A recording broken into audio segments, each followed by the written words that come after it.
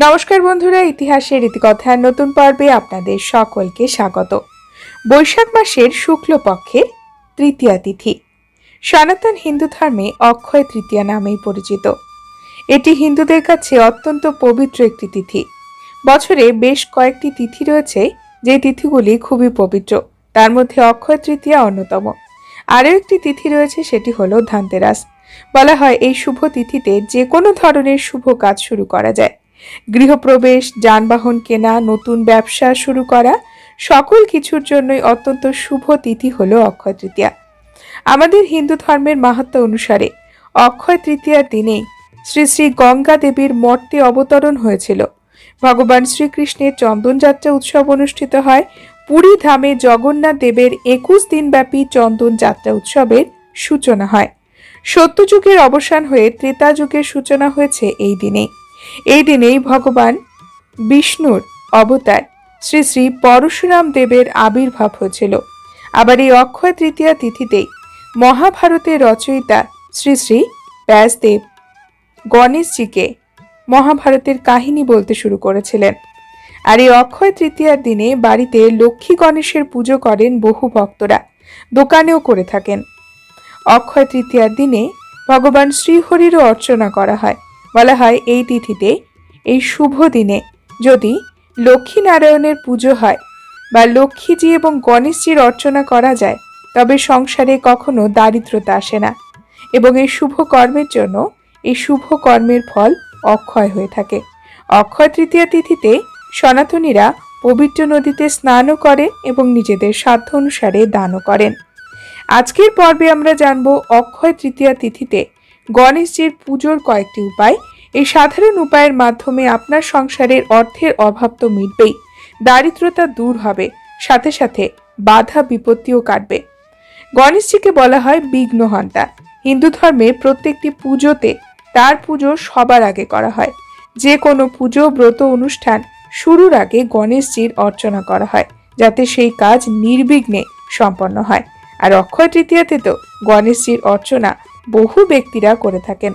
বন্ধুরা, এই শুভ দিনে অক্ষয় তৃতীয়াতে গণেশজির অর্চনা করার সময় গণেশজিকে সিঁদুর অবশ্যই অর্পণ করবেন এবং তার সাথে হলুদ এবং সিঁদুর দুটো মিশিয়ে গণেশজির চরণেও দিতে পারেন।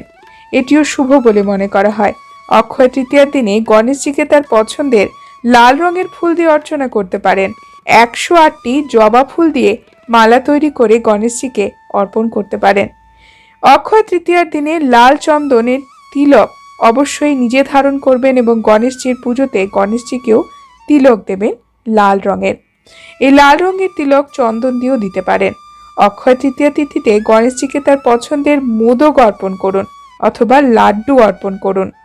বন্ধুরা, এই শুভ দিনে বাড়িতে লক্ষ্মী গণেশের মূর্তি আনাও খুবই শুভ। পিতলের মূর্তি আনতে পারেন, তামার আনতে পারেন, ব্রোঞ্জের আনতে পারেন, এছাড়াও আনতে পারেন রূপোর মূর্তি। রূপোর কয়েন অনেকেই কেনেন অক্ষয় তৃতীয়ায়। এই দিনে মূল্যবান ধাতু কেনাও খুবই শুভ বলে বিবেচিত। বন্ধুরা, গণেশজির পুজোতে গণেশজিকে দূর্বা ঘাস অর্পণ করবেন। যেমন ভগবান বিষ্ণুর পুজোতে ভগবান বিষ্ণুকে তুলসী পাতা অর্পণ করা হয়। বলা হয় তুলসী ছাড়া বিষ্ণু পুজো অসম্পূর্ণ। ঠিক সেই রকম গণেশজির পুজোতে আমরা ব্যবহার করি দূর্বা ঘাস। দূর্বা ঘাস 11টি নেবেন এবং সেটি গণেশজিকে অর্পণ করবেন। অক্ষয় তৃতীয়ার দিনে হলুদ, লাল অথবা গোলাপি রঙের পোশাক পরুন এবং সেটি পরে পুজো করুন। এটি গণেশজিকে প্রসন্ন করে। তবে এই দিনে কালো বা সাদা রঙের পোশাক পরিধান করবেন না। অক্ষয় তৃতীয়ার দিনে গণেশজিকে শমী পাতা অর্পণ করতে পারেন। জীবনের সমস্ত বাধা বিপত্তি দূর হবে। চাকরি বা ব্যবসার উন্নতির জন্য শমী পাতা ভক্তরা গণেশজিকে অর্পণ করেন। এই দিনে গণেশজির নাম 108 বার জপ করতে পারেন। এছাড়াও অক্ষয় তৃতীয়ার দিনে গণেশজিকে গঙ্গা জল দিয়ে অভিষেক করতে পারেন। অসুবিধা দূর করার জন্য, জীবনের বাধা দূর করার জন্য ঘি বা মধু দিয়েও গণেশজির অভিষেক করতে পারেন। গণেশজির যে কোনো মন্ত্র জপ করুন মনে মনে 108 বার। এই দিনে গণেশ চালিসাও পাঠ করতে পারেন। খুবই শুভ বলেই বিবেচিত হয়। বন্ধুরা, পুজোর প্রসাদ সকলকে বিতরণ করে নিজে গ্রহণ করবেন। জেনে নিই অক্ষয় তৃতীয়া পুজোর জন্য কি কি উপকরণ আমাদের প্রয়োজন হবে, এছাড়াও জানবো ব্রত কথা। অক্ষয় তৃতীয়া পুজোর জন্য আমাদের প্রয়োজন হবে সিঁদুর, পঞ্চগুড়ি, পঞ্চগব্য, তিল, হরিতকি, ফুল, দূর্বা, তুলসী, বেলপাতা, ধূপ, দ্বীপ, নাঙ্গরীয় 2টি, মধুপর্কের বাটি 2টি, দধি, চিনি, ঘৃত, পূজার জন্য বস্ত্র প্রয়োজন হবে 1টি, সাটি 1টি, নৈবেদ্য 1টি, কুচা নৈবেদ্য 1, সভোজ্য জলপূর্ণ ঘটের প্রয়োজন হবে 1টি, বস্ত্র 1টি, পাখা 1টি এবং দক্ষিণা আপনার সাধ্য অনুসারে। আসুন শুনে নেই অক্ষয় তৃতীয়া ব্রতের ব্রত কথা। অক্ষয় তৃতীয়ার ব্রত নারী পুরুষ উভয়ই করতে পারে। একদিন ধর্মরাজ যুধিষ্ঠির শতানিক মুনিকে জিজ্ঞাসা করলেন, হে তাপস, আপনি অক্ষয় তৃতীয়ার অপূর্ব মাহাত্ম্য আমার নিকট কীর্তন করুন। শতানিক মুনি বললেন, পুরাকালে এক অতি ধর্মহীন ব্রাহ্মণ ছিলেন। তিনি ছিলেন অত্যন্ত ক্রোধী এবং নিষ্ঠুর। ঘরে তার সুশীলা নামে ভক্তিমতী স্ত্রী ছিল। একদিন এক ব্রাহ্মণ ক্ষুধার্ত হয়ে তার ঘরের কাছে এসে উপস্থিত হলো। ক্ষুধা এবং পিপাসায় তার কণ্ঠ শুষ্ক হয়ে গিয়েছিল।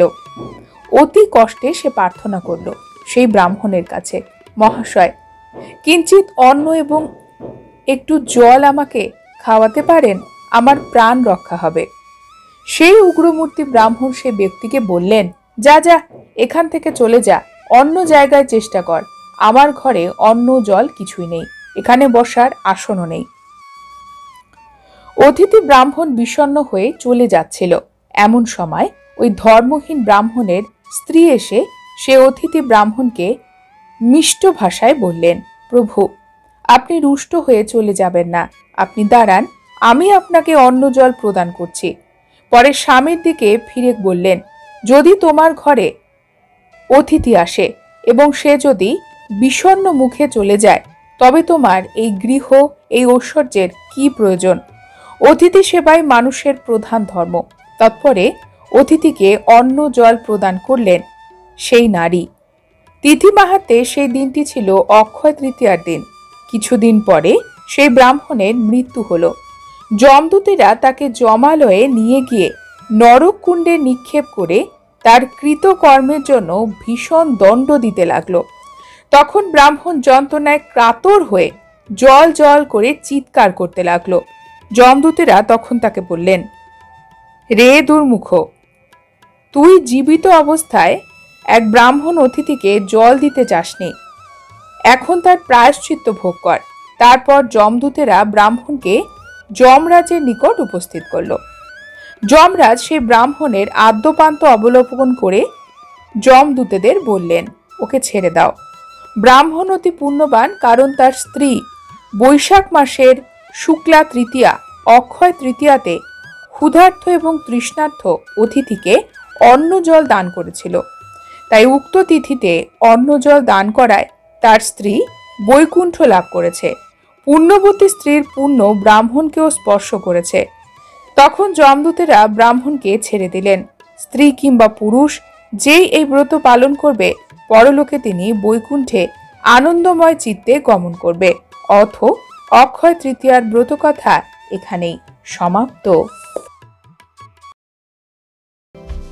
উড়িষ্যার পুরী ধামে শ্রী শ্রী জগন্নাথ দেবের রথযাত্রার প্রস্তুতি এবং শুরু অক্ষয় তৃতীয়া থেকেই হয়ে যায়। এই দিনটি অনুষ্ঠিত হয় দারু দেবের চন্দন যাত্রা উৎসবের মাধ্যমে।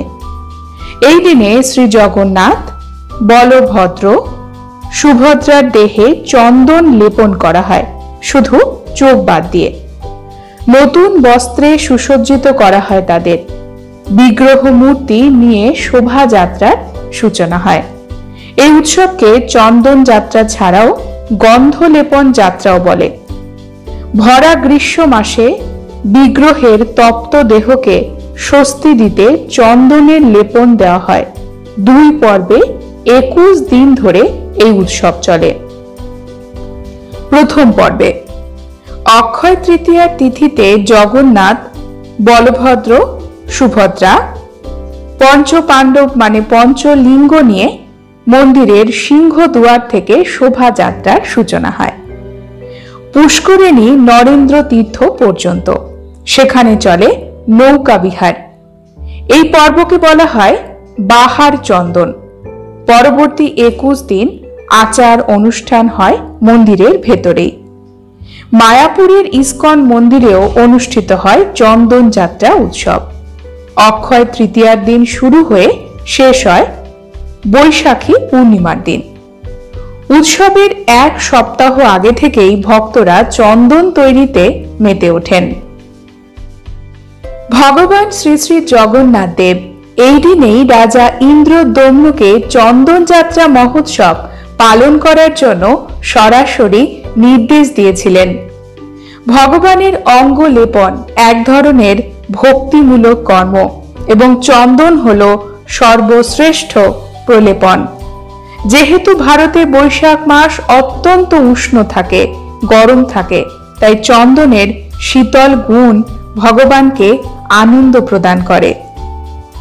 জগন্নাথ দেবের 2 চোখ ছাড়া সর্বাঙ্গে এই লেপন করা হয় এবং উৎসব মূর্তি বিগ্রহগণকে নিয়ে শোভাযাত্রার অনুষ্ঠান মহা ধুমধামে পালিত হয়। অক্ষয় তৃতীয়াতে ইস্কনের মন্দিরগুলোতেও এবং বৃন্দাবনের সমস্ত বড় গোস্বামী মন্দিরেও বিগ্রহকে চন্দন লেপন করা হয়ে থাকে। বন্ধুরা, আজকের পর্ব এই পর্যন্তই।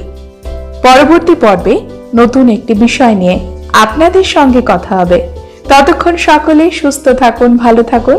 আর পুরো ভিডিওটি দেখার জন্য আপনাদের অসংখ্য অসংখ্য ধন্যবাদ।